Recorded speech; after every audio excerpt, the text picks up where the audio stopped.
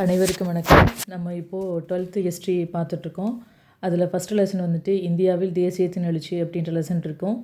அந்த இதில் வந்து பார்த்திங்கன்னா ஃபுல் டீட்டெயில் வீடியோ வந்துட்டு உங்களுக்கு யூடியூப்பில் அப்லோட் பண்ணியிருக்கேன், பார்த்துக்கோங்க. அதனுடைய ஷார்ட் நோட்ஸ் தான் இது.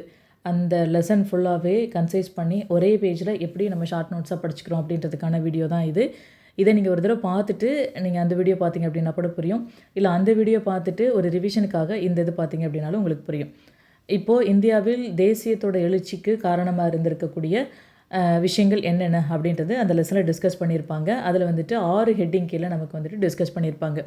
அந்த 6 ஹெட்டிங் என்னென்ன அப்படின்னு பார்த்தீங்கன்னா, ஃபஸ்ட்டு வந்துட்டு சமூக பொருளாதார பின்னணி காரணங்கள் என்னவாக இருந்தது, ரெண்டாவது வந்துட்டு மேற்கத்திய கல்வியோட தாக்கத்தினால என்ன ஏற்பட்டது, மூன்றாவது வந்துட்டு சமூக சமய சீர்திருத்த இயக்கங்கள் எப்படி பங்களிப்பு செஞ்சது, நாலாவது வந்துட்டு தேசியத்தோட எழுச்சிக்கு வேறு என்ன காரணங்கள்லாம் இருந்தது, அப்புறம் இந்தியாவில் என்னென்ன சங்கங்கள்லாம் உருவாச்சு, தென் கடைசியாக வந்துட்டு தாதாபாய் நவ்ரோஜி வச்சுருக்கக்கூடிய சுரண்டல் கோட்பாடுகள்.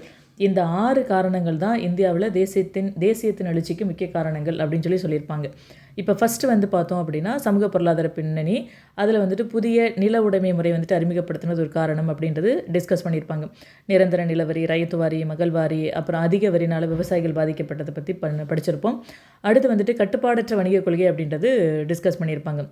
சுதந்திர வணிகம் அப்படின்ற பேரில் வந்துட்டு இந்தியாவில் வந்துட்டு அதிகமான பொருட்களை விற்பனை பண்ணியிருக்கிறது. இந்தியாவில் இருக்கக்கூடிய மூலப்பொருட்கள் எல்லாத்தையும் இங்கிலாந்துக்கு ஏற்றுமதி பண்ணியிருக்கிறது. அதே போல் வந்து பார்த்திங்க அப்படின்னா இந்திய சந்தை முழுவதுமே ஆங்கிலேயரோட கட்டுப்பாட்டுக்குள்ளே கொண்டுட்டு வந்தது. நெக்ஸ்ட்டு மூணாவது என்ன விஷயம் சொல்கிறோம் அப்படின்னு பார்த்தீங்கன்னா, தொழில் மற்றும் கைவினை கலைஞர்கள் பாதிப்பு. பாரம்பரிய தொழில்கள் எல்லாமே வீழ்ச்சி அடைஞ்சிருச்சு. நெசவாளர்கள், கைவினை கலைஞர்கள் எல்லாம் வேலை இழந்துட்டாங்க. இந்தியா வந்துட்டு மூலப்பொருள் வழங்கக்கூடிய நாடாக மட்டும்தான் மாற்றப்பட்டது அப்படின்றது சொல்கிறோம். அடுத்து வந்துட்டு 4வது பாயிண்ட் என்ன சொல்கிறோம் அப்படின்னு பார்த்தீங்கன்னா, பஞ்சம் மற்றும் காலனி குடியேற்றம். இங்கே வந்துட்டு கடுமையான பஞ்சங்கள்னால நிறைய மக்கள் உயிர் இழப்பு ஏற்பட்டிருந்துச்சு. உயிர் வாழணும் அப்படிங்கிறதுக்காண்டி ஆங்கில அரசு எங்கெங்கெல்லாம் காலனி ஆதிக்க நாடுகள் இருந்துச்சோ அங்கே எல்லாமே மக்கள் வந்துட்டு தங்களுடைய வறுமையை வந்துட்டு போக்கிக்கணும் அப்படிங்கிறதுக்காண்டி குடியேற்றம் அப்படின்றது நடந்தது. சரிங்களா? அப்போ சமூக பொருளாதார காரணி என்ன அப்படின்னு பார்த்தீங்கன்னா, புதிய நில உடைமை முறை அறிமுகம், கட்டுப்பாடற்ற வணிக கொள்கை, தொழில் மற்றும் கைவினை கலைஞர்கள் பாதிப்பு, பஞ்சம் மற்றும் காலனியோட குடியேற்றம். அடுத்து வந்து பார்த்தோம் அப்படின்னா செகண்ட் சப்ஹெட்டிங்கில் என்ன சொல்கிறோம் அப்படின்னு பார்த்தீங்கன்னா, மேற்கத்திய கல்வியோட தாக்கம் அப்படின்றோம்.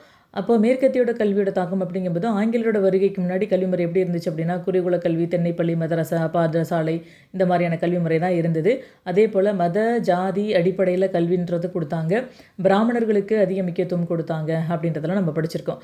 அடுத்து வந்துட்டு பார்த்திங்க அப்படின்னா ஆங்கில கல்விமுறை அப்படிங்கிறது மெக்காலே கல்விமுறை வந்துட்டு அறிமுகப்படுத்துகிறாங்க 1835. இது வந்துட்டு மேற்கத்திய அறிவியல் மற்றும் சிந்தனைகள் எல்லாம் பரவுறதுக்கு காரணமாக இருந்துச்சு. இப்போ ஆங்கில கல்வி கொண்டுட்டு வந்ததுனால இந்த கற்றறிந்த இந்தியர்களுடைய பங்களிப்பு எப்படி இருந்துச்சு அப்படின்னா, அது வந்துட்டு தேசிய உணர்வு வளர்கிறதுக்கு முக்கிய பங்களிப்பு செஞ்சது. பத்திரிகைகள், அரசியல் அமைப்புகள் தோன்றுவதற்கு காரணமாக இருந்தது. அது அடுத்து வந்துட்டு பார்த்திங்க அப்படின்னா, இப்போ கல்வி முறையை வந்துட்டு இம்ப்ளிமெண்ட் பண்ணுறதுக்கு சமய பரப்பாளர்களுடைய பங்களிப்பு இருந்தது. இந்த சமய பரப்பாளர்கள் மூலமாக சமூக விழிப்புணர்வு, மூட நம்பிக்கைகளுக்கு எதிர்ப்பு, சமத்துவ சிந்தனை வளர்ச்சி இதெல்லாம் வந்துருச்சு அப்படின்றத பார்க்குறோம். சரிங்களா? அப்போது மேற்கத்திய கல்வியோட தாக்கம் என்ன அப்படிங்கும்போது, ஆங்கிலேயர்களுக்கு முன்னாடி கல்விமுறை எப்படி இருந்தது, மெக்காலே கல்விமுறை என்ன கொண்டுட்டு வந்தாங்க, அந்த கல்விமுறையின் மூலமாக கற்றறிந்த இந்தியர்களுடைய பங்களிப்பு என்ன இருந்தது, சமய பரப்பாளர்கள் என்ன மாதிரியான பங்களிப்பு செஞ்சாங்க அப்படின்றத பார்க்குறோம். அடுத்த 3வது ஹெட்டிங்கில் என்ன பார்க்குறோம் அப்படின்னு பார்த்தீங்கன்னா, சமூக சமய சீர்திருத்த இயக்கங்கள். இந்த சமூக சமய சீர்திருத்த இயக்கங்கள் வந்துட்டு 3 ஹெட்டிங் கீழே கிளாஸிஃபை பண்ணுறோம். ஒன்று வந்துட்டு சீர்திருத்த இயக்கம், இன்னொன்று மீட்பு இயக்கங்கள், 3 வந்துட்டு சமூக இயக்கங்கள் அப்படின்னு சொல்கிறோம். சீர்திருத்த இயக்கங்கள் என்னென்ன அப்படின்னு பார்த்தீங்கன்னா, ராஜாராம் மோகன் ராயோட பிரம்ம சமாஜம், ஆத்மாரா பாண்டுரங்கோட பிராந்தரி சமாஜம், சையத் அகமது கானுடைய அலிகார் இயக்கம். மீட்பு இயக்கங்கள் அப்படின்றது வந்து பார்த்திங்கன்னா, தயானந்த சரஸ்வதியோட ஆரிய சமாஜம், சுவாமி விவேகானந்தருடைய ராமகிருஷ்ண இயக்கம், முகமது காசிம் ஆனாதேவி அப்படின்னு சொல்லிட்டு ஒருத்தர் இருப்பார். அவர் தான் தியோபந்த் இயக்கத்தை வந்துட்டு ஆரம்பிச்சிருப்பார். சமூக இயக்கங்கள் அப்படிங்கும்போது ஏரியா வைஸ் வந்துட்டு நிறைய சமூக சீர்திருத்தவாதிகள் பங்களிப்பு செஞ்சுருக்காங்க. புனேயில் வந்துட்டு ஜோதிபா புலே, கேரளாவில் வந்துட்டு நாராயணகுரு ஐயங்காளி, தமிழ்நாட்டில் வந்துட்டு வள்ளலார், வைகுண்டர் இவங்கெல்லாம் இருக்காங்க. அடுத்து 4வது சப்ஹெட்டிங்கில் வந்துட்டு என்ன பார்க்குறோம் அப்படின்னு பார்த்தீங்கன்னா, தேசியத்தோட எழுச்சிக்கு வேறு என்ன காரணங்கள் இருக்க முடியும் அப்படின்னு பார்த்தா, 1857 கிளர்ச்சியோட நினைவலைகள், அதனுடைய தாக்கம் அப்படின்றது இருந்துக்கிட்டே தான் இருந்துச்சு. அதன் மூலமாகவும் தேசியம் அப்படின்றது எழுச்சியடைய ஆரம்பிச்சிச்சு அப்படின்றது பார்க்குறோம். அடுத்து வந்து பார்த்திங்கன்னா இனப்பாகுபாடு அப்படிங்கும்போது பிரிட்டிஷ்க்கு இந்தியர்களுக்கு இடையில் உயர் பதவிகள் கொடுக்கல, ICS தேர்வில் நிறைய முரண்பாடுகள் இது பண்ணாங்க.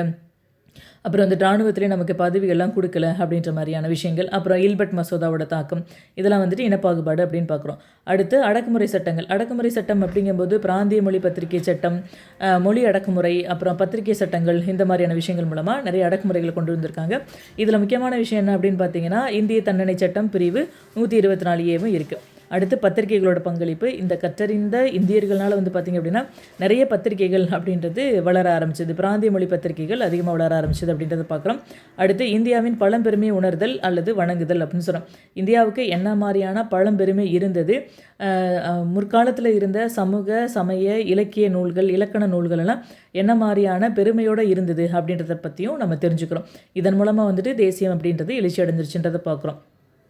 அடுத்து 5வது விஷயம் என்ன பார்க்குறோம் அப்படின்னு பார்த்தீங்கன்னா, இந்தியாவில் சங்கங்கள் உருவாதல் அப்படின்றது. இப்போ சங்கங்கள் அப்படிங்கும்போது வந்து பார்த்திங்க அப்படின்னா, அந்த பிராந்தியத்தில் இருக்கக்கூடியவங்க அவங்களுடைய தேவைகள் விருப்பங்களை நிறைவேற்றணும் அப்படிங்கிறதுக்காண்டி சில கோட்பாடுகளை வந்துட்டு பிரிட்டிஷுக்கு கொண்டுட்டு போகிறாங்க. அதை கொண்டுட்டு போகணும் அப்படிங்கிறதுக்காண்டி சில அமைப்புகள் வந்துட்டு உருவாக்கியிருக்காங்க. அவங்களுடைய பங்களிப்பு எப்படி தேசியத்தோட வளர்ச்சிக்கு உதவுச்சு அப்படின்றது தான் இதில் டிஸ்கஸ் பண்ணியிருப்பாங்க. அதில் வந்துட்டு ஃபஸ்ட்டு மெட்ராஸ் நேட்டிவ் அசோசியேஷன் அப்படின்னு சொல்லக்கூடிய சென்னை வாசிகள் சங்கம் 1852 உருவாக்கப்பட்டது. 1884 உருவாக்கப்பட்ட மெட்ராஸ் மகாஜன சபை அப்படின்றது. அப்புறம் 1885 உருவாக்கப்பட்ட இந்திய தேசிய காங்கிரஸ். இதிலிருந்து தொடக்க கால தேசியவாதிகள் அவங்களுடைய பங்களிப்பு என்ன இருந்ததுன்றதை பார்க்குறோம்.